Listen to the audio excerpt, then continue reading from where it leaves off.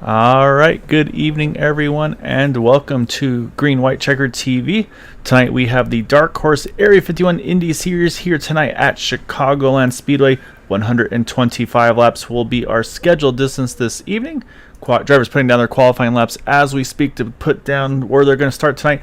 Bit of a smaller field here tonight. Looks like probably around the 10 to 12 driver range. So unfortunately, not a lot of drivers making out to the trek here at Chicagoland. But what that does mean, though, Boomer, is it is going to be very quick. And I think any little mistake's going to just kind of even be that much more detrimental. So we'll have to see what these guys have in store. Also, a little bit of a kind of a hiccup on the fuel side of things. Drivers are going to start with a little bit reduced fuel, 70% at the start of the race. However, once they fill up, they'll be able to actually fill up to 80%. So they'll be able to get a little bit. It's going to be a shorter fuel run to start the race, and then they'll be able to add a little bit of fuel to kind of extend their run later on in the race. Hearing probably about upper 30s, maybe around 40 or so laps on fuel. Which, again, you know these drivers, if they can find a way to stretch it longer, they will. As we've seen last couple weeks, it's definitely been a fuel strategy type of series these last couple of races, with Dover especially, and then Pocono as well coming into the fuel mileage side of things as well. So I think what's on these guys' minds, though, is they're going to try to topple Nick DeGroot in that number 89. He has won the last two races so far, so they're going to try to see if they can dethrone him and then also for Jeff Heisong, winner of the season opener, try to close that points gap down on that number 89 machine. Yeah, Gael, definitely going to be a fun race tonight here at Chicagoland. This is one of my favorite tracks on the sim. Absolutely a beautiful track to race at, and just about any kind of pavement vehicle. Obviously, we get the Indy car series here tonight. Excited, looking forward to that. We've seen a couple really good battles here in the past at this track, where really the leader just has to focus on sticking to that bottom lane, and you can see a couple guys towards the back of the pack, usually trying to work that top side and get that second, third, maybe sometimes fourth lane even going. So we'll see here tonight. It's going to be a fun one. Definitely going to try and see if we can. If someone can dethrone Nick DeGroot, as you'd mentioned, but should be a fun battle for sure. Yeah, it's going to be a challenge. I mean, we know what he's able to do kind of week in and week out. It looks like pretty much everybody's opting to put qualifying laps in. I believe from what I'm looking at, it looks like right now we've had just pretty much all but two drivers put a lap down.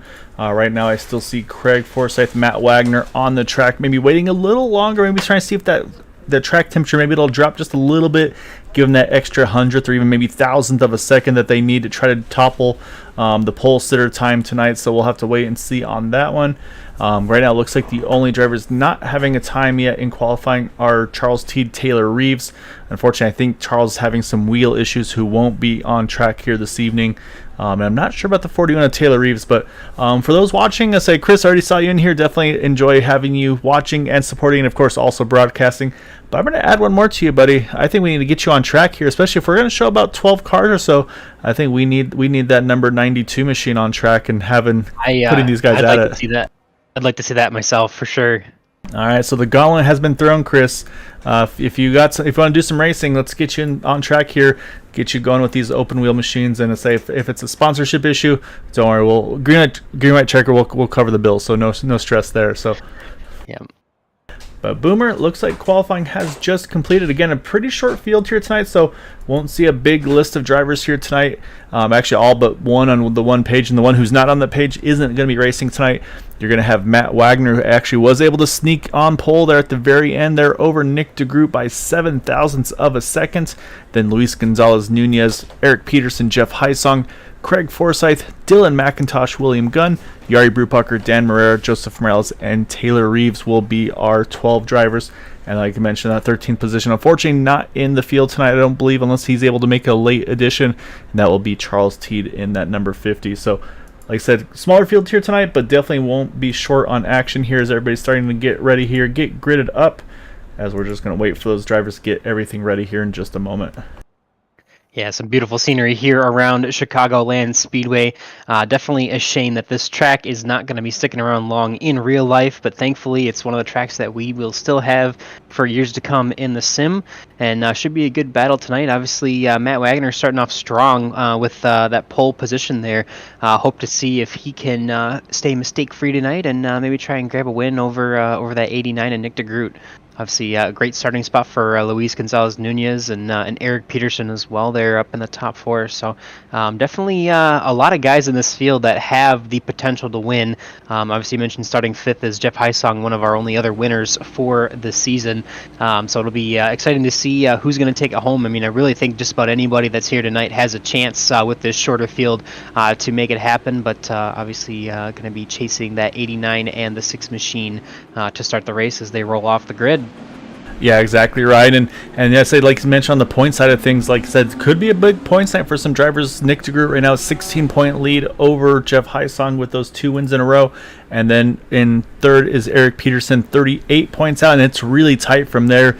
2 points behind him is Dan Marrera. Luis Gonzalez Nunez only 6 points behind Dan, and then another only 2 points behind is Joseph Morales in that number 60. So there's a lot of drivers right now sitting in that top 6 or so that are right on top of each other. And then we got a tie for the 7th spot with Yari Bruckpacher, Matt Wagner. So yeah, a lot of opportunities for these drivers. And again, also almost maybe a little bit of a mulligan race, I guess you could say here too, Boomer. If you don't have a good race, well, you know what? The worst you can finish right now looks like it might be 12th or 13th. So yeah, that might maybe incentive for some drivers to maybe step it up just a little bit extra here. So we'll wait and see. And then, yeah, for Chris, for the ARB and the weight jackers and all that, we'll get you in let's say we can get you in a chat where these guys can kind of work you through everything that's going to be what you need to have happen here tonight.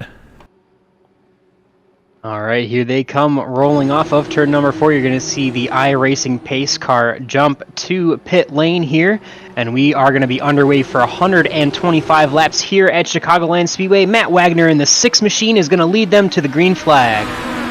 Yeah, clean start here for everybody. Looks like everybody down and away. A little bit of a hiccup there connection-wise. It looked like that might be, I think, no, it's at the 49. Trying to tell. It's Jeff Heisong, it looks like, on the inside there. Oh, yeah, maybe a little. Yeah, so we'll keep an eye on that. That's always a concern. But you talked about that white line being your friend. That's what we're seeing. Actually, yeah, you're right, Jeff Heisong. A little bit of blinking going on in that second lane. Also, actually, one of Dan Marrera, I think it also was. Yeah. So a couple of connection hiccups here as you got. And there goes Jeff. He's actually going to do the very polite thing here. It's hard to do, but he's going to roll to the back here. And actually, you saw there had to be very, very careful there because he just about caught the apron. That's very, very dangerous there. So great job by Jeff. He's just going to let that connection resettle up and kind of get comfortable, and then he'll get back after it. However, Matt Wagner leads lap number 1. And then right on his tail now is that 15 of Luis Gonzalez Nunez. Nick DeGroot's dropped back to 3rd. And again, talked about the slightly reduced field to start this thing, a little bit less than what they can fill up the cars. So do these drivers maybe save a little bit of fuel? But look at this outside line. Look at Luis here. He's actually gotten alongside this number 6 machine. So there might be something here to run that second lane. He's going to clear that number 6 car. Yeah, the 89 is going to pull alongside of him too here, as the 6 going to look like he's going to drop back to 3rd there after leading the previous lap. So definitely interesting for sure to see that high line is working out so far. And take it back as the 6 is going to settle back in with the 89 now on his inside, actually. So interesting to see for sure. You know, you can get a good enough run on that outside lane, but if you kind of stall out and lose that momentum there and get hung out, sometimes you know, it's going to be not super beneficial. You can almost kind of get freight trained, but just have to be careful about it and see how the draft works. I mean, you know, at a 1.5 mile track, there still is a ton of draft or tow in these Indy cars that makes a huge difference. As now we see the 14 of William Gunn. He's going to jump up to that 2nd spot around the outside of the 6. So definitely making a few lines work already tonight, and it's kind of exciting to see as Luis Gonzalez Nunez is actually going to be under fire from William Gunn from the beginning as well. So who knows, maybe some of the strategy early on for some of these guys kind of leaning back maybe just a little bit just to try and save a little bit more fuel, knowing that they've only got 70% in the tank versus the 80% that they will be able to fill up to after their first pit stop. Yeah, it's very possible, honestly. And you do see that kind of just that little gap now between Luis and William, but I kind of don't have the vibe that Luis and William are riding right now. And so, I mean, that shows that there is a second groove here, Ty, and that's what you want to see in these races. You don't want these guys just to be living on that bottom line. So I like what I see. I mean, William right now, like I said, he's gone for it. He's on a tear already, up 6 spots from where he qualified there in that number 14 machine. So a great job by that Red Bull car there. Like I said, just keeping Luis honest right now. Hasn't got the momentum yet. But you see right there, he ducks down, picks up the draft. He'll peek right back out right before the start-finish line here, and was just a couple hundredths behind him there at the line. And so that's what these guys will do at some point. They'll learn, say, okay, when do I need to make the move? Where do I make the move? And maybe I can try to steal that lead at the start-finish line. Because when it comes checker flag time, Boomer, they don't care how close you are if you have the lead entering 3 or not. You just want that lead coming out of Ford through the start-finish line. So that's what these guys are going to be even this early on, they're going to start working on trying to figure out how to make that happen. Yeah, for sure. William Gunn getting a little aggressive with the side draft even here at the early stages of these races, not even 10 laps in here. So definitely, on the gas, on the go pedal, they're trying to get around the 15 still as they still battle side by side. So definitely excited to see, like you mentioned, that we are going to potentially get some multiple lanes going. But it's a perfect opportunity now. It's super early in the race. Nothing's happened yet. There's no fuel strategy. Everyone's just kind of running out this first stint on fuel. You can try something and see what's gonna stick. Can you make the outside work? Can you make the inside work? And almost also sizing up some of the drivers too, trying to get to know their tendencies and where they're gonna like to be, and maybe trying to make that effort to, like you mentioned, get to the front on the across the start finish line, because that's where it really matters, even if you are battling side by side with somebody. Yeah, exactly right. So I was saying, like you said, with it, Kings kind of being calm for a moment here, like I said, and also a bit of a smaller field, we'll run through the field here so you can see where your favorite drivers are. Obviously, right now, leading the race is that number 15 of Luis Gonzalez Nunez in that Sim Race 24/7 machine. Really great looking paint scheme on that one. Then a very, very familiar and very successful paint scheme right behind him in that number 14 of William Gunn in that Red Bull machine. And then I'll say on the Area 51 side, very successful machine, that black and yellow motorsport.com of Nick DeGroot. And then probably a little bit biased, but that green-white checker machine, always a fun one here for us to watch and compete with. So he sits in 4th right now. Was our pole sitter, dropped a couple spots here, but again, I think some strategy going on there. And then if there's a fuel mileage strategy driver, that's the driver right there, Craig Forsyth. He is a fuel master. So wouldn't be surprised to see him run some fuel numbers that will benefit him at some point tonight in this one, as he's battling for that 4th spot with Matt Wagner. And right behind them, Dan Moreira, I believe a teammate to Craig Forsyth there, sitting in the 6th position. Right now, close there between Craig and Matt. They're coming out of 4. Dan right now, they had a little bit, looks like the connectivity's kind of cleared up here, so it's a good spot for Dan to be in. As soon as I say that, here goes Jari Brupacher, going to grab that 6th position. For the moment, we'll see if he's able to hold on to it, because again, that outside line, some really, really good momentum there. And then behind them, Eric Peterson. This is kind of an Eric Peterson race right now. He's just kind of taking his time. Qualified up in 4th, drops back to 8th. But again, I think he's thinking big picture right now in that 36. And then we got Joseph Morales, who's kind of been Mr. Clean this season, just been keeping himself out of trouble, and that's what's been getting him great results all throughout the season. So definitely expect to see more of Joseph on that one, as well as going on the high side. That 41 of Taylor Reeves started in 12th, up into the 9th position now, into that top 10 in that Coast Guard machine, apologies. Then we'll drop back 2 spots now to Dylan McIntosh in that 04. Very familiar McLaren colors there on that number 04 machine there with the blue and the orange. And then, of course, our season opener winner, Jeff Hysong, with Black Rifle Coffee on board. He sits in the shotgun spot again, dropped to the back due to the connection issues, but he's, again, looks like things have solidified for him as well. So great news for him, great news for Dan Moreira. Saying give him time. They'll wait for that pit stop cycle, I think, Boomer, and then they'll get after it here, because we're only on lap number 17 of 125. Probably another, I don't know, I'd say 15, 20 laps minimum, I think, before we start to see these drivers hit pit road under green flag conditions. Yeah, for sure. Definitely glad that Jeff was able to catch up to the back of the pack there, as we see a little bit of some diciness going on here in the kind of the middle of the pack. Kind of being led now by Craig Forsyth. He's going to actually jump up and take that 3rd position away. Dan Moreira is going to follow him, as William Gunn is starting to drop back just a little bit. Jari Brupacher also working on the outside there. Matt Wagner is actually jumping back about 6 spots now behind them, but definitely anyone's race still here in the early stages, not even, or just over 10% of the way through the race. But Luis Gonzalez Nunez is kind of quietly just pacing the field, with Nick DeGroot now up to 2nd place. So Not a ton of action going on, but still everyone trying to figure out how to get those inside and outside lines working. It almost seems like the outside lines prevailing just a little bit better, at least through the center of the corner, because a lot of guys on the bottom of the track can kind of send it in there a little bit deeper, and then the outside seems to be better off exits. So interesting to see for sure. It's definitely not the easiest to pass here, but it does look like there is some ability to move around, so that's always fun. And you see it right there as we're looking off the back of Luis Gonzalez. You can see they were going all the way from the bottom to the middle to the wall there.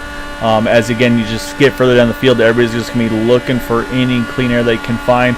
I see right there Nick DeGroot gave Craig there a handful of dirty air there in the 89 as he tries to work his way a little bit further forward. But I'm noticing those. I feel like maybe we're starting to see, we talked about this track there being a really fun one. This is also one of the more abrasive tracks here on these ovals, and so I'm wondering if some of those drivers that are pushing hard early, like the William Gunn in the 14, maybe burned up his tires a little bit being as aggressive as he was, and maybe that car just doesn't quite have the grip that it did early on. Big bobble there out of 4, just hung on to it there. Quick hands by that 14 just as we're focusing on him.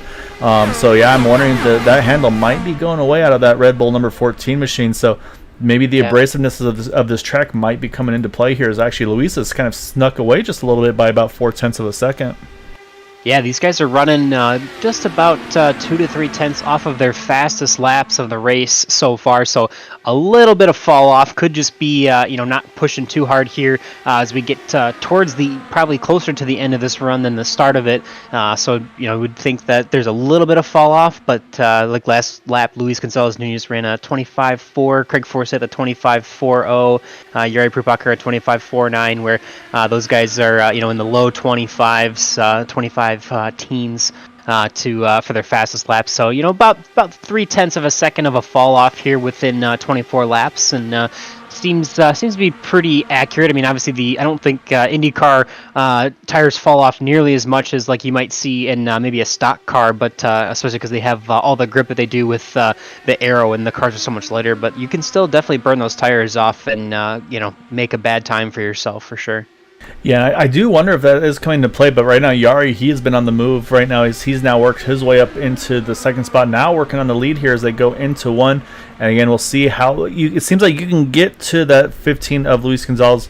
The question is, can you get around him? And right now Luis is, like I said, kind of just rolling that inside line there, just kind of drifting up about a groove or so, getting that entry he needs into 1, into 3.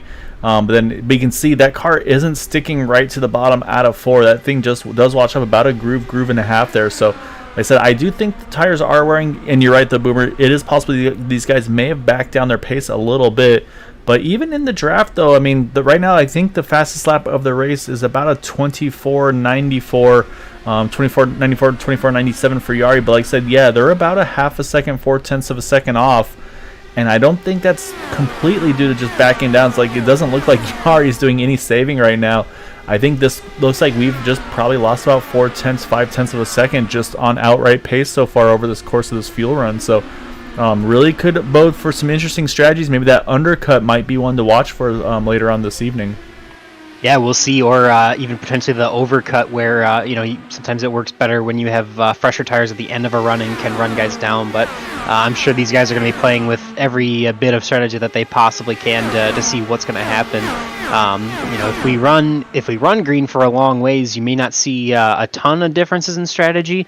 As you kind of mentioned, I think we said somewhere around between 30 and 40 laps for a full fuel run, so that does kind of limit the options with what's a fairly short race here tonight with 125 laps. But it'll be interesting to see if the drivers can try and stretch it on 3 stops or if everyone has to go to 4. Yeah, that is going to be the big question, especially, like I said, the big wrench in this is with everybody starting with just a little bit less fuel, and they can actually fill the cars up too. So, like I said, these guys are going to start off this race, like I said, kind of at the 70% mark on fuel of a full tank. Just basically allows for a little bit more strategy, allows a little more green flag pit stops. It's something that the league tries to do, kind of try to open up the field a little bit, allow these guys to get a little bit racier. And so that's a really good thing that they can do. As you see right there, William Gunn, Nick DeGroot having a good little battle here for 4th and 5th, as William had it for a second, but then Nick got the momentum back out of 2. He's going to swing right back on by. And that's brought now Eric Peterson right back into the mix here. But again, though, they're starting to drop off just a little bit. Again, this little bit of battling, I mean, you lose about a half a second or so. So it's pretty interesting to see how this is kind of shaking out on the drafting and the pack racing, if you will, because these guys aren't able to stay just locked on like if it was like a Daytona Talladega with these cars. So I do think that the tire wear and the abrasiveness of this Chicagoland Speedway is definitely playing a role in the way these cars are handling tonight. Yeah, for sure. William Gunn in fifth has got about a 7/10 of a second gap behind Nick DeGroot in fourth, and there's like about a 7/10 of a gap between Taylor Reeves and Matt Wagner as well. So trying to space out just a little bit here. I could definitely see where burning up tires. As we have our first driver actually down on pit road. It's going to be Luis Gonzalez Nunez. He is probably pretty close to out of fuel there, being that lead car. Yep, lap 33 here, working on 32, coming to 33. So he's going to be our first guy in, and I think that kind of answers. I think for the most part, they're probably going to have to do, was it 4 stops, I believe? 3 stops every 30 laps or so. 3 additional stops, 4 total stops. Yes, I believe. Yeah. So basically, yeah, if you try to make it on a 3-stop race, you need to pit basically around lap 32. So basically, from here, Luis would need 2 more stops to get to the end of this race. So we'll definitely be keeping an eye on that. But right now, of course, with him completing his cycle, he is right now 1 lap down. So now the question will be who's going to be next to blink here. And this is where everybody's going to have to start getting on the radio, start talking to each other. And I think we saw one. Oh, we got a caution. Oh, big wreck. Big wreck. And that was exactly the concern for Luis was that right there, as you see William Gunn involved, and I believe it was Dylan McIntosh as well. Wonder if that's maybe a pit entry gone wrong, or there goes Luis just sneaking by there in that 15 machine. Ooh. But we'll go back here and take a look, because I kind of got the feeling I think it may have been an attempted pit stop here. So let's go back and check, because I want to say it might be William Gunn here. So we'll focus on this number 14 machine as he heads into 3 here. And we'll see if he's trying to back it down to get onto pit road. And so these things, again, it's such a treacherous entry here. And yeah, you can see there he makes the left to get down there. And then right there, if you can't complete that little transition there, you're just along for the ride. And there's Jeff Heisong just sneaking by. And then unfortunately, you're going to see a very bright orange car just in the wrong place at the wrong time getting involved there.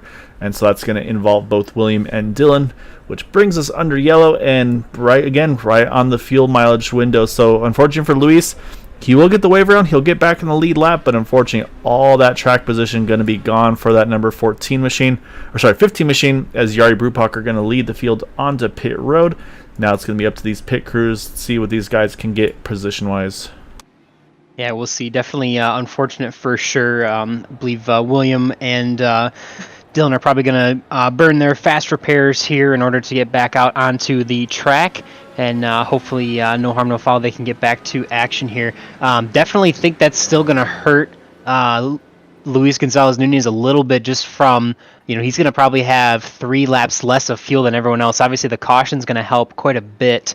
But still, unfortunate to have to pit that many laps early. Hopefully he can try and save some fuel here versus the rest of the field. But something to keep an eye on for sure. So we've gone about 35 laps now on fuel, or since lap 35 was when everyone pitted. So it's going to be about 90 laps here to the finish.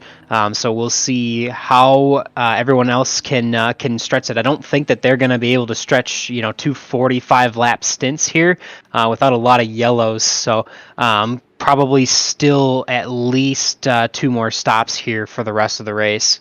Yeah, you saw right there. I was about to mention right there is I think actually for Luis, his best option probably be to pit here, because he was a lucky dog, so he's gonna have to restart in the back no matter what. So I would say for Luis, might as well duck on here, put a little bit more fuel in that car, kind of like I said, get yourself on cycle, or maybe even a slight advantage on fuel than those around you.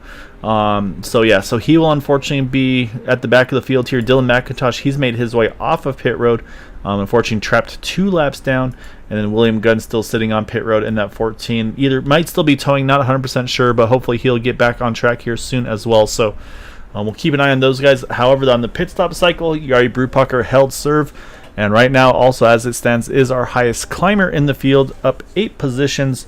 And then Craig Forsyth up 4 into second, and then Nick DeGroot, Matt Wagner, and Eric Peterson will be our top 5. So I'm going to keep a closer eye here on this number 15 machine of Luis Gonzalez. I kind of feel like if the pits don't close on him, I feel like we should see the 15 come into pit road here. I hope he does as well, because I think this would be in his best interest, because again, he's going to be at the back of the field anyway. There's not a lot to lose. And yeah, the question mark, of course, will be the fuel mileage.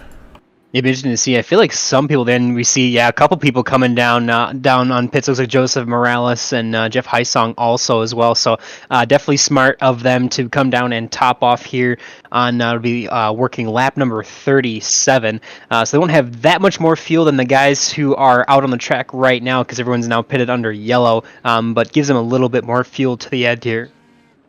What this does do for these drivers, though, I'm looking at Boomer, as we talked about the fuel mileage there around lap number 36, though, with us being now at 38. If they can go 43 laps per stint, now with them being able to fill these things up to where they normally are able to, we saw what Luis was able to. He pitted around lap 33, I want to say it was 33, yeah. So 33, that's full rich leading the race. And then, of course, with maybe about 10% less fuel of whatever that number would have been. So could you get 10 more laps with fuel saving and a little bit more fuel in the tank as well? I like this top-off strategy by Joseph Morales, Jeff Heisong, and especially for Luis. Again, he was going to be in the back anyway, so we'll see. I mean, there's still lots of racing going. Again, it looks like pit stops are going to be the kind of the question mark on these things. So it's going to be up to Jari Brubacher. He's going to lead this field. Again, he's got control here once the pace car's off, which it is. He's got full control here. He is down and away, as everybody else is going to try to get back to that rear wing of that 49 as they head back into turn number 1, start lap 39. Doing a quick bit of math here. It looks like so he ran 32 laps. Luis Gonzalez Nunez ran 32 laps. 32 coming to 33 is when he pitted. So if you multiply that by 80%, or multiply that by 70% fuel load, or divided by 70% fuel load, and multiply it by 80% fuel load, it would get you to about 36.5 laps. So not a ton more. But it would be interesting to see. That was again at full rich, running the lead of the pack. So it's definitely going to have to be someone way in the back of the pack if they're going to come even close to stretching it to one more stop. So I think that we're going to see at least 2 more, but there's now a lot more to play with, I think, through the rest of the race to try and do something different, because fitting 2 more pit stops into the last 80 laps or so is a lot more than trying to fit one stop into like 60 laps. So yeah, and that'll be the question: is how do these drivers, if they say, you know what, we're going to have to make it on 2 stoppers, do they decide, you know what, I'm going to split it evenly? And again, we've seen there is tire fall off, so do we see them kind of go with that tire fall off approach? Or do they say that's too risky with the cautions, I'm just going to run the first one out as far as I can, and then the second one, same thing, just maybe take a splash at the absolute very end. So it's going to be fun to see. Right now, Jari still leads the way in that 49 machine. Again, I'll be keeping a closer eye on lap times, because last time by, Taylor Reeves was right on the edge of the fastest lap of the race. He ran a 25:03, just about a tenth off of that fastest lap. But and that just shows you how important this draft is as well, though, Boomer, because I'm watching Jari right now leading. He had 25:48, and I don't think Yari's backing his pace down, so there's at least a half a second to be gained here. As I think we're seeing the answer about fuel mileage, though, because Taylor Reeves is on a charge right now in that 41 car, and I have a feeling, again, some of these kind of seasoned veterans, if you will, they're watching that fuel number. They say, you know what, I think we can make this happen. And so Taylor Reeves is like, well, you guys go ahead and run your lower pace here, because I'm just going to go. I'm going to take the lead of this thing. So I like to have some TV time in my Coast Guard machine. Yeah, definitely a lot of different options here. We'll see Taylor if he can hold on to this lead here for a while. Obviously, noted that a couple drivers were there were some comers and goers in the pack that were potentially burning off their tires a little more than the rest. So we'll see if Taylor can hold up this pace here. But for now, leading some laps at the front of the field. in that good-looking 41 Coast Guard machine. So always fun to lead laps however you can get them. So I don't blame him for trying to get up front and do something different. Yeah, no, I'm completely on board with what this 41 is doing right now, because like I said, the other thing he could be doing too is, again, if you can push that pace just a little bit more, it just makes those guys, they can't back it down as much as they might want to, so it maybe runs themselves out of their own fuel mileage strategy as well. So we've seen it before in various series where these drivers just, they run each other too hard, and it's like, okay, I got to keep up with this guy, that way I can stay in his draft, I can save fuel, but all in the time they don't realize they're actually burning more fuel trying to keep up with that leader. So I like this strategy from Taylor. It's like he can kind of keep the pedal down, and he said, you know what, who knows, if it's going to work, it's going to work. I want to be on the aggressive, I don't want to have to back it down. So I definitely applaud the effort right now for Taylor. And again, we still got over half this race to go, so there's no telling what's going to be the right way to go. Do need to jump around for some of those drivers that did have the wave around. For Luis Gonzalez, he's worked his way back up into 6th here, Boomer, again topping off at lap 37 there after his wave around. And then also back on track are the 04 here of Dylan McIntosh there. 2 laps down, and then 3 down, sitting right in front of him is the 14 of William Gunn. So all the drivers back on track. Love the fact that they stuck with it, even though unfortunately the race not going their way so far. But definitely love the kind of just the dedication to and commitment to stick with these races, even when things aren't going perfectly. But right now, though, Taylor Reeves, I think he's enjoying life, though, Boomer, because he's got about 0.3 of a second now on Craig Forsyth. Yari Brubacher actually dropping back a few spots. So, like I said, these guys, they're trying to figure out where's kind of the best place to be to try to keep that pace up, but then also try to keep that fuel mileage down. Yeah, for sure. Trying to see what they can do is almost looks like they're trying to break the draft a little bit there as they come down the front straightaway there, just a little bit of jostling in the back. So definitely going to be harder for Taylor there in the front to save fuel. So I think he's kind of starting to show his hand maybe a little bit just to show that he might try and go for the 3-stop and try to run hard this first stint here. But exciting for sure. We've got a lot of race left here still. We haven't even made it to the halfway point here. So we'll see. I think the other thing that's going to be interesting is to see, if we are going to have another caution under the next green flag pit cycle, because I think the only driver who was able to successfully come down pit road under green was Luis Gonzalez Nunez. I think the second one that attempted it was the 14 that ended up bringing out our caution. But definitely still in the back of these drivers' minds to have to think about that and have to make sure they're smart on the brakes as they're slowing down, and not brake too hard while the car's kind of unloaded as you come across that seam from the banking to the apron there. Yeah, you're exactly right. So, and that's the thing, is that it kind of reminds me back of Dover. Obviously, very, very different tracks with very, very difficult pit roads for entry. And so a lot of drivers actually adjusted the pit entry at Dover and decided, you know what, we're going to just pit entering turn number 3 instead of waiting till off of turn number 4, kind of use the backstretch, just take the apron all the way around. So we might even see some drivers say, you know what, I think I need to adjust, and I think I need to maybe try to run that apron. It might be a little slower, but I don't have to stress about that banking transition, because that's what happens. These cars, they straddle that line, and then from then on, it's just pretty much all bets are off, and it's near impossible to gather these cars back up right now. But we have going once again. It's these guys second on back. They can't decide where they want to sit. Do they want to sit in second? Do they want to sit in fourth? Do they want to sit in fifth? I mean, we've seen Yari all the way from first to second, then back to about fifth position. Now he climbs himself back up into that second position. So wondering if Yari is kind of just working his strategy on the fly here, maybe, Boomer. Yeah, he's up 7 positions right now, so he's doing pretty well. Craig Forsyth behind him's up 3. Obviously, Taylor Reeves up 11 positions right now from that 12th starting spot after not qualifying. But yeah, it's interesting to see for sure. You also see Luis Gonzalez Nunez there, kind of peeking back in the top 6, trying to work his way around Matt Wagner as well. Nick DeGroot sitting there in 4th. Craig's Forsyth in 3rd. So. We mentioned a couple times already that this really could be just about anybody's race, and we're still seeing plenty of people make different things happen as we see. Looks like the 6th there, almost passing 2 cars out of the exit of 2 there. That beautiful green white checkered machine doing some work on that high side. Yeah, I think it's the same thing. I think Matt Wagner is kind of just probably running the numbers, watching things as they go, and said, Yeah, you know what? I want some more track position. He jumps back to the further up there in that number 6 car. Like I said, sitting about 5th or 6th position, jumps up to 3rd now.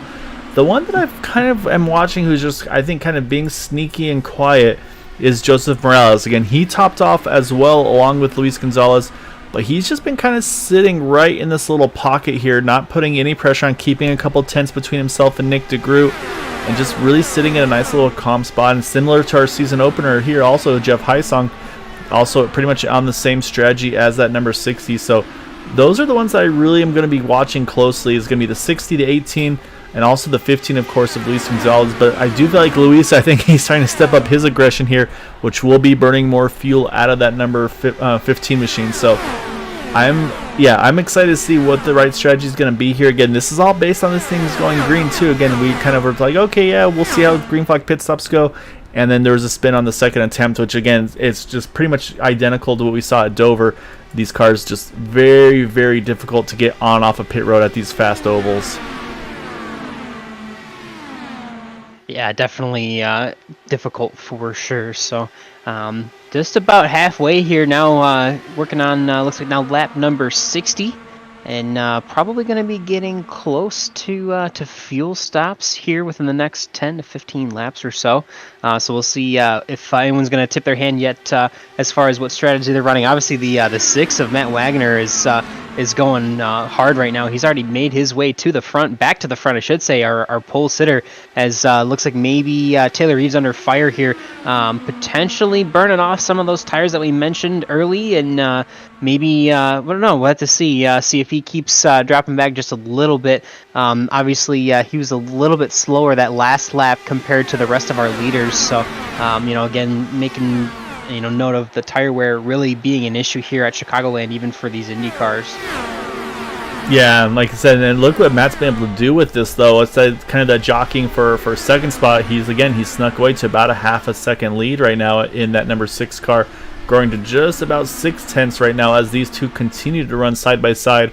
Of course, they'll gain a little bit of time on him in the straights, but then depending on how they run through the turns here, and you can see again that bad aero wash for the 41, he loses a lot of time there. That lets Luis back by, and then again goes right to about 6 tenths of a second. So as they battle like they are, Matt's just kind of breathing easy, kind of just sitting pretty, really, if you will. Again, probably burning a little bit more fuel, but definitely in a much calmer spot right now than the rest of these guys. But yeah, like I said, though, I mean, we pitted at lap number 35 or so, and we're coming up to lap 63. So I think, like I said, that fuel window probably in about the next 5 or so laps. Again, a little bit more fuel than they had at the beginning of the race, so they can go a little farther than that initial 33-lap stint that we saw out of that 15 of Luis Gonzalez, who's worked his way right back to the rear wing of Matt Wagner. But to me, though, Boomer, the magic number for pit stops, I think, is going to be around lap 86. If anybody can get to about that window, that will be the kind of the telltale that you're going to try to one-stop this thing to the end. So, again, I watched the 60 and the 18. I think those are the two that have the best chance of doing so. Again, but we still have lots of pit stops to get to before we get to that point for those drivers possibly saving. Yeah, for sure. 86, 87, maybe. It's been about 30 laps now since anybody has been on pit road. So we know that just based off of the leaders, Luis Gonzalez's new first run, that he was, about 32 laps. So they should be able to run about 36 laps or so. At the front of the pack, obviously, Taylor Reeves and Matt Wagner kind of splitting that duty here in the second run of the race. So we'll see if those guys can stretch it to maybe 37 or 38 laps, but we'll have to wait and see. And like you mentioned, somewhere around like lap 87, 88 would be that go-to number of, if you wanted to do one more stop as of the last yellow flag, last caution, last pit stops. I think that would be the number that you're going to have to get to, and who knows? I think it's still going to be aggressive to make that, but there's still plenty of laps here to see what's going to happen. I would think if anybody's thinking about 2 stops, the window is probably open now for sure to get those 2 more stops made. So see if anybody starts to tip their hand early, or if we just kind of see continue to see the 6 and this 41 battle it out for this lead here. Yeah, I think it's what we talked about earlier. I think there's just too much fear of a yellow during the pit stop cycle. So I think nobody's really willing to risk that short pit strategy because of just how difficult pit road is here at Chicagoland. If it was a Pocono or an Indianapolis, yeah, I could see the short pit strategy coming into play. But I think, again, whenever you bring that really big banking transition, I think that's where things really kind of get thrown out of whack. So I don't think we'll see anybody short pit at this point. I think everybody's going to go as long as their fuel tanks will allow them to go. And then that's going to be the first moment they duck onto pit road. But like you said, I wouldn't mind seeing someone try to do that short pit strategy, just due to the fact that now that I say that though, these guys have actually been picking up their pace here. Matt was last time by was about a low 25-30s, which is just a couple tenths off of his best lap. So I think those guys may have been sandbagging here a little bit. And speaking of which, though, you gotta be careful not to sandbag too much right now, because Eric Peterson, he's about 8 tenths off of Nick DeGroot right now. And that's not what you want to have. As you see also Jeff Heisung, Joseph Morales, two of those that topped off. They've swapped positions now as Dan Marrera also trying to sneak around that 60. So, again, I think maybe, again, we talked about Joseph, maybe backing that pace down on that 60, making sure he can get to that magic lap number 84, 85, 86 range. Yeah, we'll have to see. I'm actually pleasantly surprised by Taylor Reeves here. I thought that he was kind of starting to, slow down a little bit with the pace and the tires, but doesn't seem to be the case at all. So good on him for jumping up here and taking control of the race and even taking it back from the 6 of Matt Wagner. So he's showing that he's got some pace here tonight, which is always awesome for sure. Getting some great airtime for that 41 machine here at the front of the pack. So we are coming by lap number 72 in the books we're now working on lap number 73. So be interesting to see. I don't know how close we are to fuel stops here. If you wanted to do a through the field, or maybe wait for after the pit stops here, Gael. Yeah, I think we want to probably wait till after pit stops. I think it's pretty much any time now. I think it's been about 35 laps since they last pitted, so that window should be very, very soon now. Again, everybody pitting around 35 to 37 range, so basically us being at 74 right now, I mean, we're pretty much sitting on just about 40 laps on fuel. And I'm watching, there's Taylor's, and there's their answer right there. He's going to do the apron entry into 3. And so he's got to make sure he woes it down just enough. He's still going to get loose. What a save. Unfortunately, it's going to cost him a lot of time. But so there's our answer, though. Even taking the apron into 3, maybe not the safest approach. Still a little bit sketchy. So that's our first taker, though. I still think that's way better than, coming off the aprons. So, William Gunn goes off track here. It looks like back in the pack. I'm not sure what exactly happened. Let's go back. We'll take a look real quick at Williams, see what happened to him in the 14. And, that just snaps on him on the entry there. Wow, that was really weird. Okay. So, as I say that, it looks like I think he's sliding again. He's down and around here. As on the apron, though, he's going to loop it around. Hopefully stays pointed the right direction.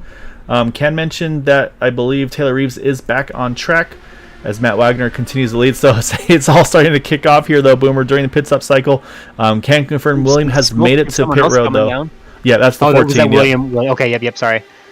So, but right now, though, Boomer, again, we talked about lap 86 is kind of my magic number. We're about 10 away from that. How close can these drivers get to that number?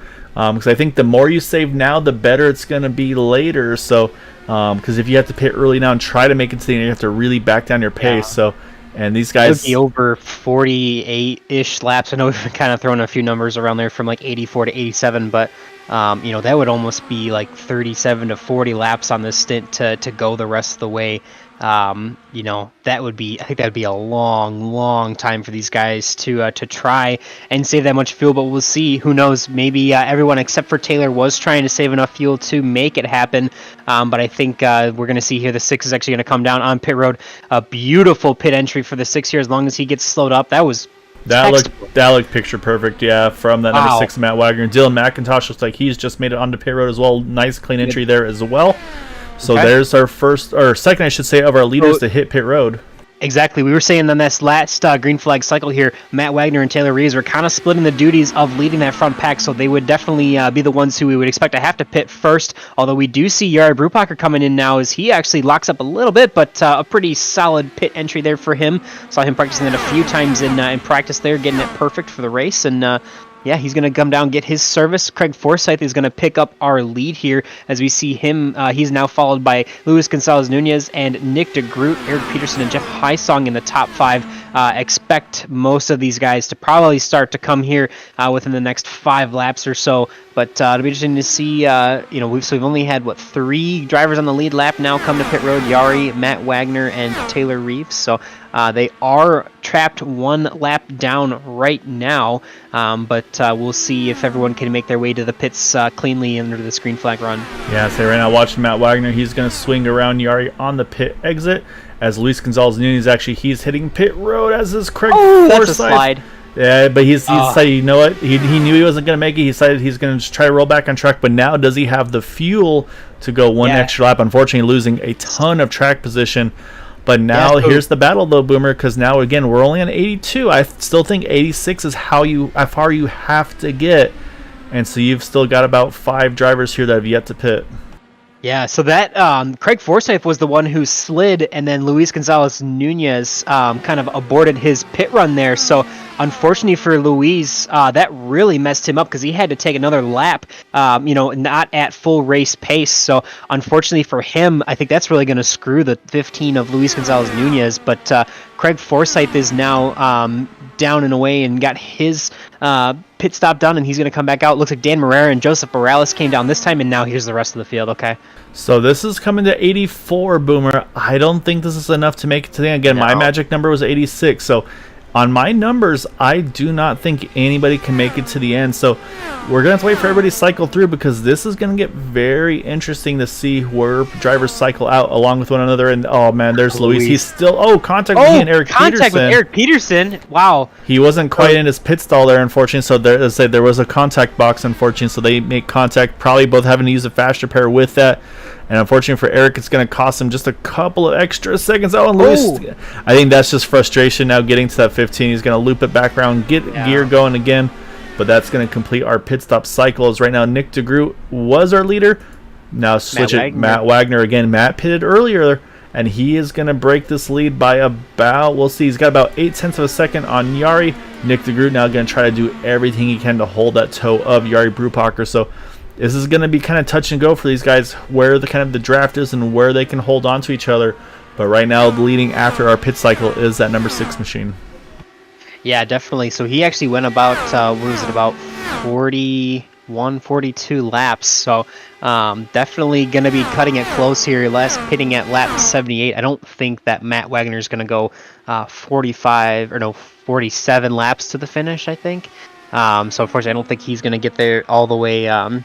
Obviously we've been throwing a lot of numbers around, so if we're doing our math wrong, someone please correct us. But definitely, Matt Wagner and Yuri Brubacher pitting last on lap 78 and 79. They're going to have to save a lot more fuel than the number 89 machine of Nick DeGroot here, who is in 3rd place, who pitted last at lap 83 there. So interesting to see a little bit of a difference in strategy, but our 3 leaders here kind of on their own island, I should say here, is Nick DeGroot actually just ran the fastest lap of the race, a 24.90, as he's going to try and put the pedal to the floor. And 3 wide, here we go into turn number 3. He's going to take the spot all by himself. Yari Brubacher promoted to 2nd, and Matt Wagner still sitting in 3rd, with Craig Forsyth now jumping up to try and grab that 3rd spot from the 6th machine. Yeah, and also, connection issue. That's what I was going to say. Where'd Matt go? And also a great pit stop. I got to mention Joseph Morales. He pitted on lap 82, just 1 lap before Nick DeGroot, and he is in this main pack as well. So right now it's pretty much a 5-car breakaway, because in the 6th spot is Jeff Hysong, but he's about 1.6 seconds out. So he's on the absolute edge of regaining that draft here. So and like I said, so I was doing some quick math for Matt Wagner pitting at lap number 78. He would have to go 47 laps to get to the end. So then you go Nick DeGroot, who went about 5 laps further. He would have to go 42 laps to get to the finish. But I think kind of our questions are going to be answered with the fact that Nick's running up front here, leading laps. To me, that says I'm not even thinking about 42 laps on fuel. I just want to have that track position now. So this is going to be good to see how it all shakes out. Jeff Hysong, though, is closing the gap here, Boomer. 25.09 compared to 25.68 for Nick. So that 5-car draft's about to become a 6-car draft. But also add William Gunn to the mix in this pack as well. To say he is a couple laps down, but was able to also do great pit stop cycles and get right back out with the leader. So that's what you want to have when you're even if your laps down, you want to try to get those in and out laps. And so he's able to get back to the leaders here. Yeah, for sure. And who knows, he could potentially try and jump in front of Nick de Groot here, our leader, to try and get one lap back the hard way. So there's definitely still something to fight for in that number 14 machine, sitting looks like 6th in the track position right now. But obviously you mentioned he's currently in 12th position, 4 laps down. So but yeah, I mean, that definitely, you mentioned Joseph Morales with a great stop there. Very clean, has had a very quiet night so far, but just kind of, making his way up into the top 5 here in the closing stage of the race, probably about the last quarter of the race here to go.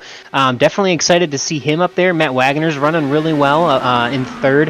Jari Brubacher up 7 positions now in 2nd place, so poised to have a really good night for those guys so far, though we do still have one more pit stop that we believe we're going to have to make. I think if some of these guys in the mid-pack, maybe like, so even Joseph Morales, Craig Forsyth, Jeff Heisong, kind of in the, the guys that aren't currently running full throttle or don't have to run full throttle in the draft here, may have that chance to stretch those extra laps, but it's going to be tight for sure, as we got a nice pit stop strategy graphic up here on the screen. That's pretty cool to see. Yeah, trying to work the numbers here, because I'm looking again to see how far some of these drivers went over the green flag pit stop window, and if my numbers are right, with Nick pitting at 35 and then pitting at 83, that's actually 48 laps that he was able to make on fuel.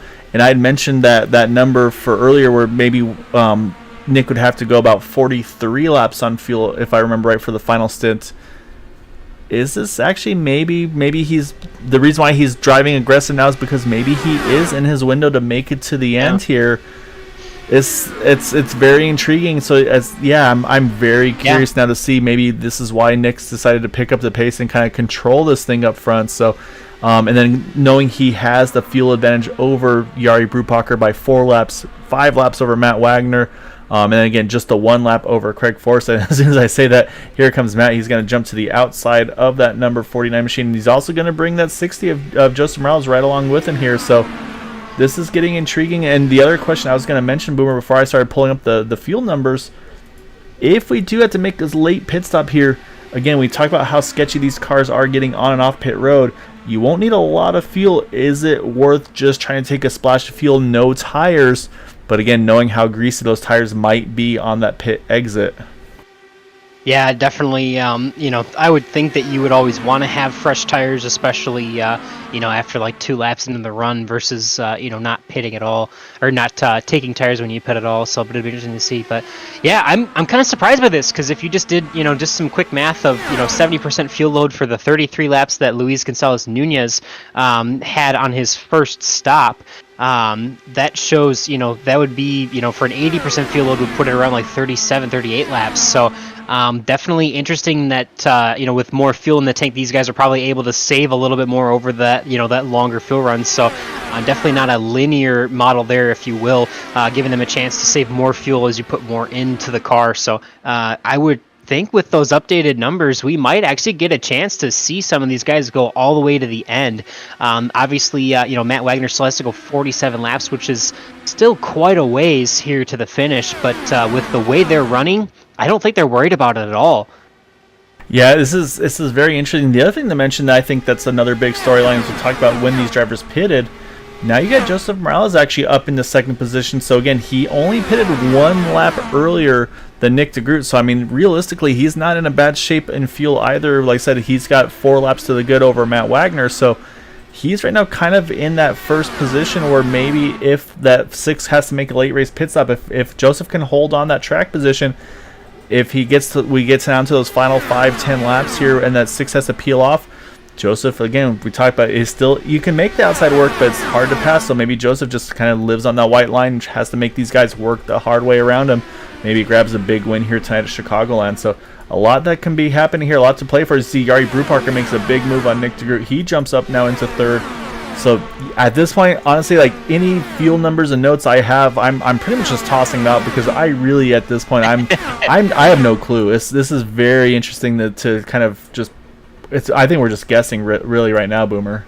Right. As an engineer by trade, I should be better at doing the numbers here, but math not a strong suit when I'm not being paid to do it, I guess. But no, yeah, it's interesting to see for sure. I mean, these guys know what their numbers are. Obviously they can see in the car how much fuel they have left, and iRacing obviously gives them a an updated number of how many laps they will have left. So you could definitely play with it. You kind of have to do a little bit of math in the Chris chiming in, anybody's guess. Yes, it is definitely anybody's guess. They can see how much fuel they have left in the car at all times, and it gives them an estimated how many laps to go to the finish. So you can play with that a little bit. Obviously with the Indy cars, it's even better because you have those opportunities to run, the different the fuel maps. To run either 8 is full rich, full go time, and there's a couple others where you can save a little bit of fuel based on that as well. So definitely. They definitely have some bit of that to play with in the car and try to do something different to make us to prove us wrong, at least in our quick fuel calculations. Yeah, exactly. We don't have access. Yeah, that's exactly it. So we'll pull up on board here. You see the steering wheel of Matt Wagner, and so of course you see lots of buttons and knobs and things you can play with. But in this, you can look at the fuel remaining. So you see right there, obviously for us it shows 0. That's not what Matt sees though. So for him, he's able to watch every lap. They'll say, okay, this is the fuel remaining I have now. Okay, let me see what it is at the line. Okay, it's this. You can do some quick math. Say, okay, this is how much fuel I'm burning per lap. So for Matt, for all these guys, that's what they're going to be looking at. Of course, also in iRacing, with this being a simulation, you've got programs you can use. They've got crew chief apps. You've got sim racing apps where you can use as well. Lots of little fun tools and features. They have built-in fuel calculators. They say, okay, when you're running at your hardest, this is how far you can go on fuel. These last 2 laps, when you're following, let's say, the 60 of Joseph Morales, this is how much fuel you're burning. So you say, okay, if I run that same number that I ran those last 2 laps, I can make it to the end. So, and the other thing that's got to mention here, Boomer, though, with all what's going on here, right here with the pace backing down, it feels like, look at this. You got Taylor Reeves is back, Eric Peterson's back, Dan Morera, they're back in the mix now. So you've got 9 of our lead lap drivers all back in this main pack once more. Unfortunately, the one we lost in the pit cycle was Luis Gonzalez. Like I said, unfortunately, having to try to avoid the 27 there, had that little bobble, and that cost him. He ran himself out of fuel, still sitting 1 lap down in that 15 car, just hoping for that yellow to bring himself and give him another chance in this race. Yeah, I mean, that's absolute heartbreak for Luis. I mean, he's ran really, really well in quite a few races as of late, and it's definitely unfortunate to see him there trapped a lap down. I mean, he got messed up on the first pit cycle from the caution that came out from William Gunn. Nothing of his own doing. He just happened to be the only guy who had pitted, put him back in the field. And then when he comes down to pit road for his second stop, obviously Craig Forsyth gets loose and he has to abandon his pit stop there. So, I mean, hard luck for sure. I definitely feel for Luis. That's not fun. He's kind of put in some bad situations tonight, and it's not a fun thing to have to deal with that adversity all night long, but hopefully he can bounce back here in the coming weeks. Yeah, so this might be one of those ones where you're just like, you know what, I'm just putting this one behind. It never happens. We're just going on to next week. So, but that being said, Boomer, it's getting down to it here. I say things have been pretty calm for the last couple, I'd say 10, 15 laps or so, but we're down to it. 15 to go. Matt Wagner still leads.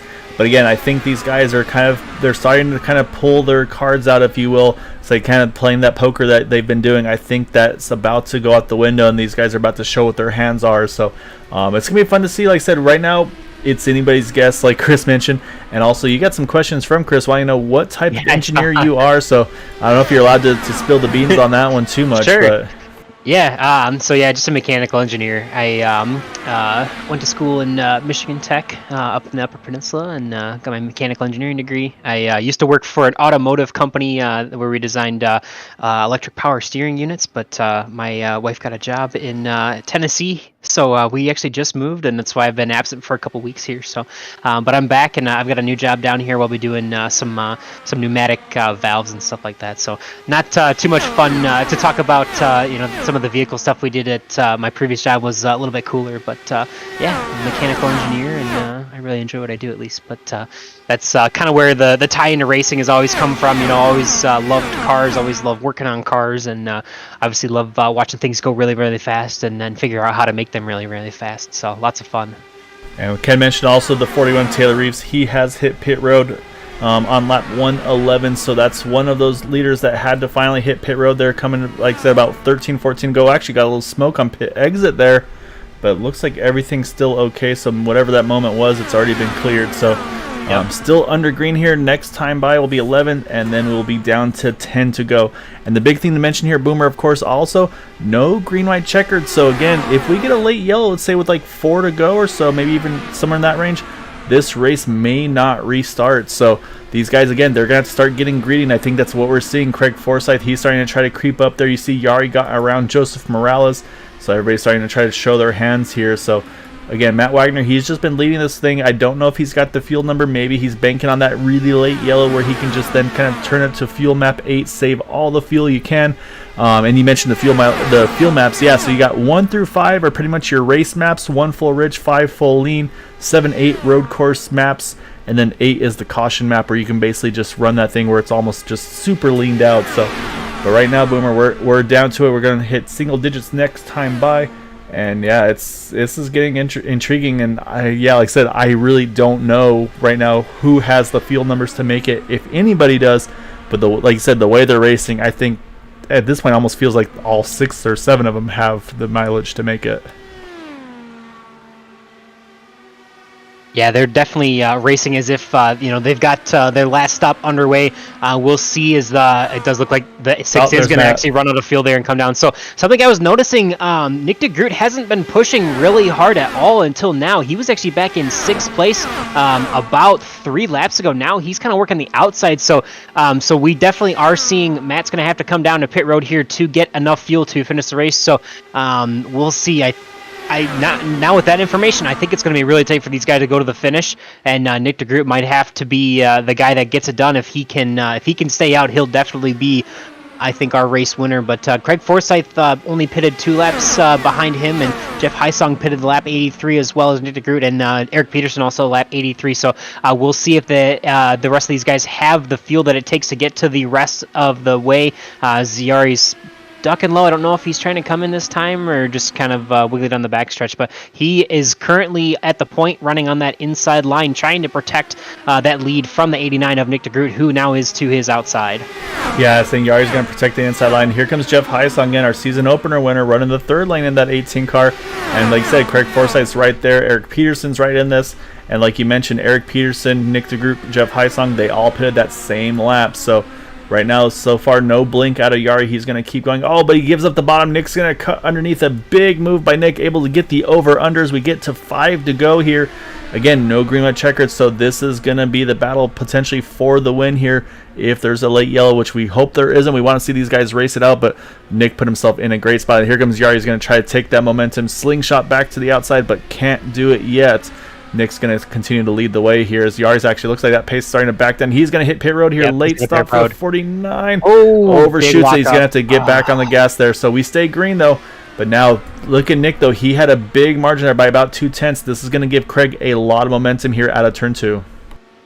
Yeah, for sure. That's unfortunate for Yari because I think he's probably going to run out of fuel. He's coming down the lane, but we're going to see a big draft for the 27 on the outside into turn number 3 with 4 laps to go, and Jeff Hysong still trying to make that outside 3rd lane go, and he's going to be, looks like, to the outside of Craig here, try and see if he can make something happen, but still on the point there is the 89 of Nick de Groot as he is going to continue to lead laps here late in this race, trying to get it done as Matt Wagner is, or no, that wasn't Matt Wagner, someone was slow coming, Yari Brubacher was slow coming off of the pit road there, so unfortunate for him. Looks like he's going to come back out in about 7th or 8th place in front of Matt Wagner, but we got a very, very tight battle here as Jeff Hysong is going to try and get around Craig Forsyth for that 2nd position here at the front of this pack.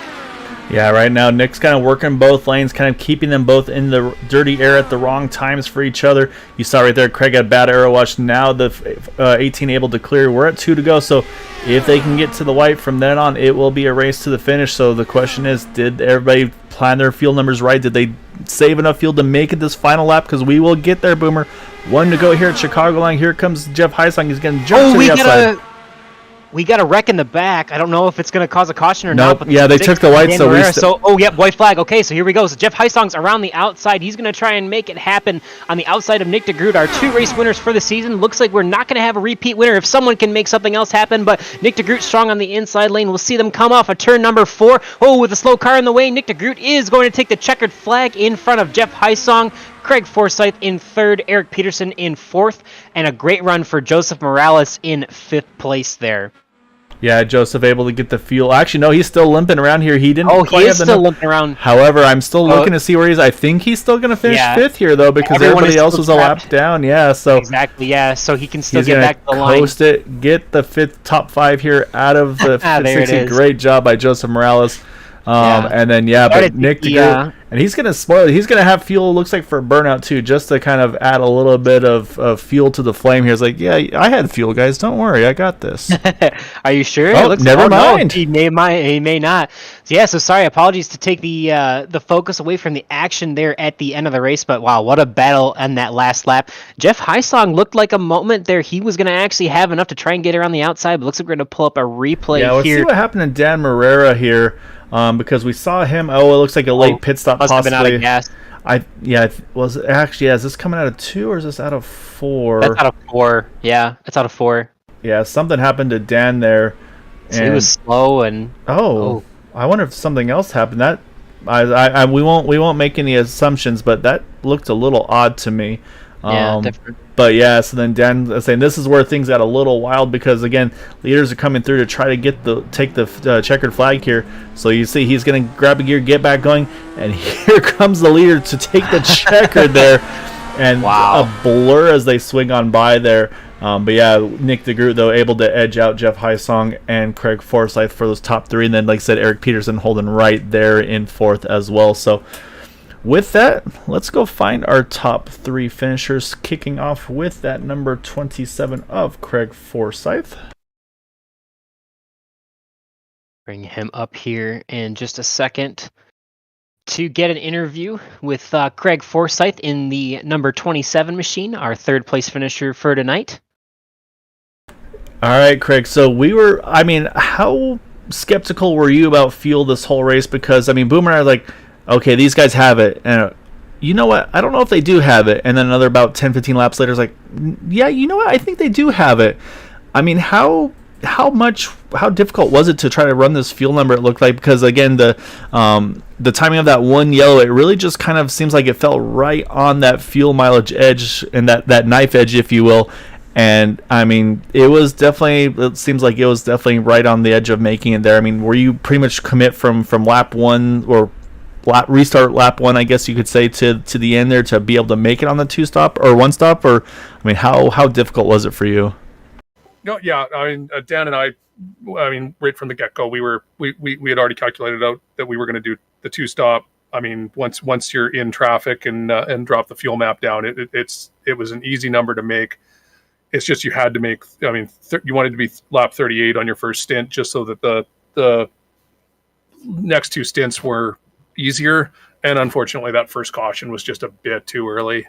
And I knew that I was going to be super tight on fuel, and I got a little too focused on keeping up with Taylor. I think it was Taylor in the second stint there. And I knew Nick had dropped back to do more fuel saving, and I did not realize how terribly tight I was cutting it. And I had to do the entire 3rd stint on map 8 until the last about 15 or so laps, and that I ran out crossing the line. It was very touchy. Yeah, man, that was definitely a bit of a crazy race for fuel strategy. Definitely saw a lot of guys really pushing to stretch it as as that race went on after that early caution. But you were, just about everybody, I think you included, were up at the front of the pack and the back. Not a huge field tonight, not a big field. So kind of gives you that chance to move around, and it seemed like there's a little bit of a chaos, and just about everyone was probably in just about any position at any time. But take us through kind of settling in through some of that chaos and getting to the finish and pushing hard at the end.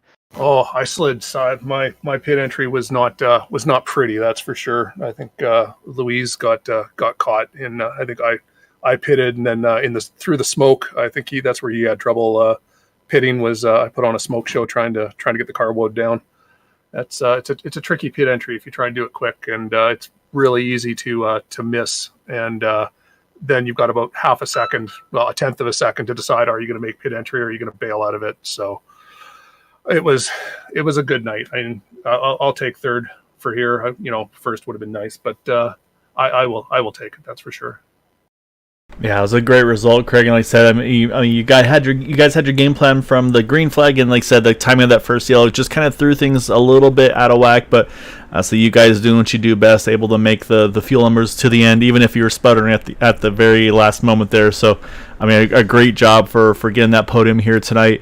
Like I said, definitely a tough one, even with the reduced field, a very tough one for you guys this evening for sure. So, definitely want to give you the floor for any thanks and shouts for that podium this evening. I gotta thank Jim over at 40 Racewear and my teammate Dan. I mean, Jim's been busy recently and can't be making a lot of the races, but I know he's still watching. So, and is a good sponsor for the league. And I know your dad Jim Brooks, he's watching tonight, and it was good to chat with him before the race was going on. So it's good to see that he's in high spirits, and you guys over at Green White Checker, and it's just it's nice to get on the podium. It's nice to be in a league with guys that can joke mid-race about people having connection issues and things, and not get all wound up about it. It's just having a good time. Yeah, it was definitely, and we definitely saw a little bit of that as well, which actually be the next person we chat with there. So, but yeah, great job though tonight, Craig, and looking forward to see what you got for these guys next week, sir. Thanks, Kyle. Thanks, Boomer. Stay safe. Right. Thank you, Craig. As we will pull up our next driver to interview tonight, that will be the 18 machine of Jeff Heisong. We'll pull him up here in just a second.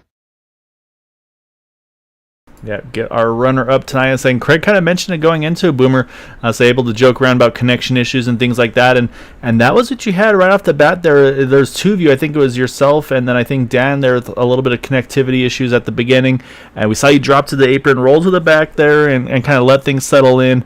I mean, of course it's early in the race, but I mean, how tough is that as a competitor to know you're like, okay, I have this track position, I got to give all of it back up. Even, again, it's a smaller field time with the 12 drivers, but to give up the track position, sitting in about the fifth or so position, and then have to then be like, okay, well, now I got to work my way back up there to the end. I mean, how do you kind of balance that, kind of the competitor inside you versus the, like, okay, this is a kind of a league, we're buddies and all that, and so do what you got to do to kind of keep everybody else happy.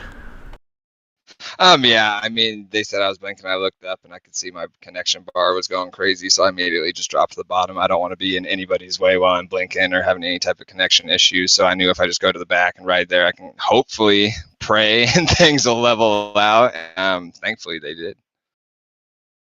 Yeah, definitely. Unfortunate to drop back for sure, but towards the race, obviously, saw you coming, in and out of the field, up and down, I should say.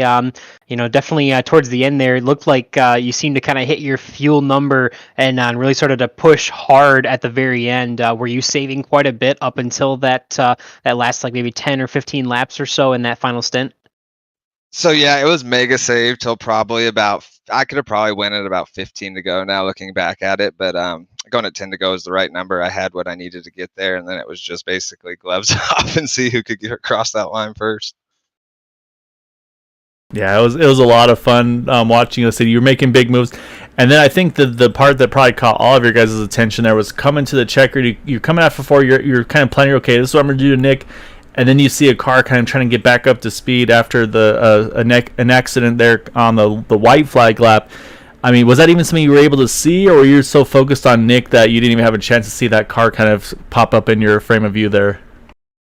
Yeah, it's funny because we actually, before the race, we were doing practice, and I mean, we did about 30 laps, and it was just back and forth to the line every single time, and it was kind of like, all right, this is what you have to do to hopefully have a chance if you're the second car. And then, coming off 4, I saw that car in the middle of the track, and I mean, I just knew that was going to be it. I let him just go on, and I mean, I'll just take second. That's not bad at all tonight with what was going on. Yeah, great result. Like I said, got the win at the beginning of the year. A couple podiums, I believe. Now another runner-up here tonight. So, I mean, it's still been a really good season. Just to say, unfortunately, the guy you're trying to chase down on points is got that top spot once more. So you're going to have to step up just a little bit more. I mean, I know you're going for all of it here and there. And like I said, you're not just giving him those wins. So he's a very, very tough competitor in that number 89 machine. But again, a great result once again here, Jeff. And definitely want to give you the floor for thanks and shouts for that runner-up position tonight. Shout out to Craig on the podium, and then Nick on another amazing win. I mean, he's just out of this world when it comes to these races. Big shout out to the family. Love you guys. My son who's waiting for me at football practice. I'll be there in a few minutes. And you guys for the great work you do. Every time I watch it back, it's an absolute blast. Good deal. Well, congratulations again, and don't leave the kid hanging. Go pick him up and have a great rest of your night, Jeff. All right, guys. You have a good night. All right. Yeah, I can just imagine that right there, Boomer.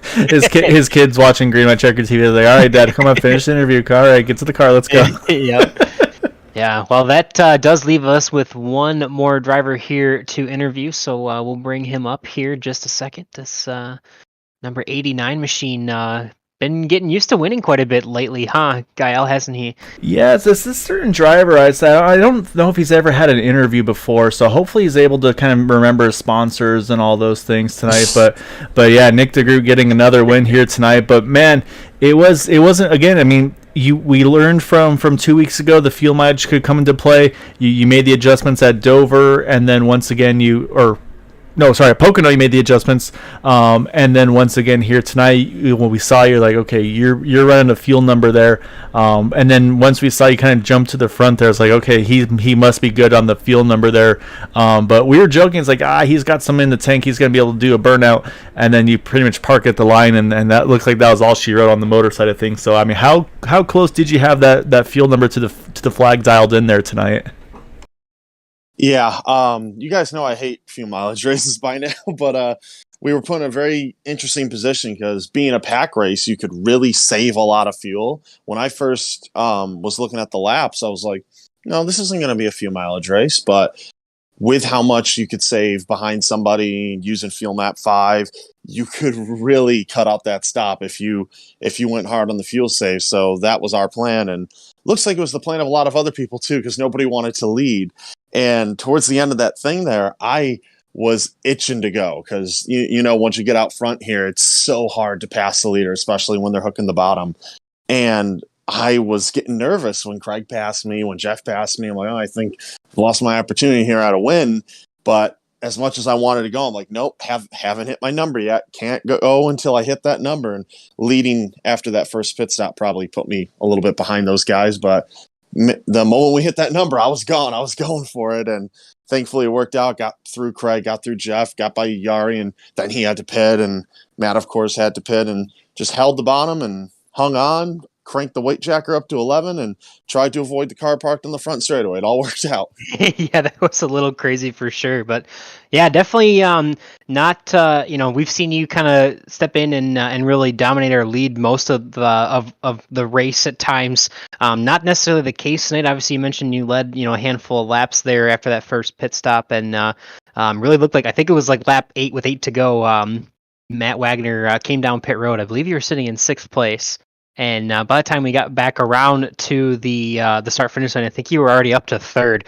So you could definitely tell it was pretty much go time, like you said, once you hit that fuel number. Yeah, and it was going to be all about who hit who got the lead first of us, who could make it. And I thought that was Yari. I thought Yari had that race, and turns out he was a couple laps shy. So I got the lead, and at that point is just defending the run against Jeff and Craig and trying to keep them side by side like I did. But it was funny once once Jeff got up into 2nd, I was thinking back to practice because I did like 10, 15, maybe 20 laps going back and forth with Jeff, and we're both practicing all the different ways to beat someone coming to the line. And lo and behold, it's me and Jeff right at the finish. So I was a little nervous about that because the times we were practicing, it got really close. But yeah, then that lap car got in the way, and that was all she wrote. We got the win. So it's pretty cool to get 3 in a row. I think I've only done that once before, a few seasons ago, when Henry was still racing with us. I opened the season up with 3 straight wins. Lost the championship that year, though, so Doesn't mean it's over by any stretch of imagination. Yeah, I was gonna say you're definitely I mean 3 wins already this season is pretty impressive. I know I think this is I wanted to ask, is this you're going for your 3rd championship in a row in the series here? Is that correct? Yep, 3rd in a row, trying to match Henry's record. Yeah, crazy for sure. But yeah, man, you've been on fire to start it here, and obviously we see on the replay here, stopping at the start finish line. I didn't quite have enough fuel to do a burnout for us. Yeah, yeah, but yeah, just enough to at least get back to the start finish line and park it there for a nice photo for the end of the race. But yeah, man. Congratulations to that first place finish. I want to give you a chance to open the floor and give any thanks and shoutouts for that 3rd win in a row here at the beginning of the season. Yeah, great way to start the season. 3 wins in the first 4 races. Congrats again, Nick. Yeah, go enjoy this one, man. Looking forward to seeing what you got the rest of the way. But so we're going to be pulling out a ringer here from the booth, though. We're going to get Chris Matthews on these cars. So he's kind of downplaying his abilities, not knowing what the weight jackers do and all that. But so we're going to throw one more at you to give yourself some more difficulty. So enjoy this one, though, man. Look forward to seeing you next week. Thank you, guys. More the merrier. All right, Boomer, that is our race winner in that number 89 machine of Nick DeGroot. And so with that, we got to pull up our final results. Again, there'll be a pretty quick run through. Again, 12 drivers taking part in tonight. But what is fun, though, is I get to play with some adjustments I made over the kind of the week off we had here. As you can see, able to get all the drivers there. So kind of got the ticker up top, then you got the official results right below with Nick DeGroot over Jeff Highsong by just over 0.5 of a second. Then Craig Forsyth and Eric Peterson right in tow. And then again, Joseph Morales just had enough fuel there to make that thing back to the line, but importantly stayed in the lead lap, stayed in the top 5. Then Dan Marrero, that late incident, still winds up finishing in 6th somehow. Yari Brubacher, Taylor Reeves, and unfortunately another tough night for Matt Wagner there, involved in that late incident as well in 9th. And like you mentioned, Luis Gonzalez Nunez just was not his night in the top 10. And Dylan McIntosh, William Gunn there, 11th and 12th. And unfortunately, hardware issues for Charles Teed, wasn't able to get on track tonight, will be scored in the 13th position. Yeah, definitely a bit of a heartbreaker for some of the drivers tonight. I mean, definitely thinking about Luis. That's so many things that happen well beyond his control. Unfortunately, not able to manage that and bounce back. Ended up being I think 3 laps down at the finish. And those guys, Dan Marrero, Yari Brubacher, Taylor Reeves, and Matt Wagner, who didn't have enough fuel to get to the end. Unfortunately, just weren't able to save enough fuel. But it was a fun battle for sure as we watched. The likes of Nick DeGroot, Jeff Highsong, Craig Forsyth really come alive in those last 10 laps or so. That was an exciting run to the finish that we had tonight, Gael. Yeah, it was a great race there to the end, and it's been definitely a fuel mileage one the last couple of nights. Next week we're going to be at a very intriguing one. It's going to be Worldwide Technology Raceway, aka Gateway. 2 very distinct turns through 1 and 2 and 3 and 4. So and then some long straightaways to kind of compete with those turns. So that's going to be fun to see who's going to be able to kind of edge out the win over there. And also a very difficult pit road entry and exit. So that's going to be one of these drivers going to definitely have to be putting some extra laps in over there as well. For us, that will do it for this evening. We'll be back again on Thursday night for the Super Speedway Truck Series back at Talladega. And then, of course, on Sunday night, finishing up the week with the Super Speedway Xfinity Series. So until then, I hope you all have a wonderful evening. Boomer, as always, thank you so much for helping me out with these things. It makes it so much fun to do with you. And, of course, everybody watching that supports us, thank you all for all your support. And definitely don't be shy. Feel free to chat on YouTube. I'll say any questions, comments. We always enjoy seeing them and love to kind of interact with you all. So until then, stay safe, take care, and we'll see you all on Thursday.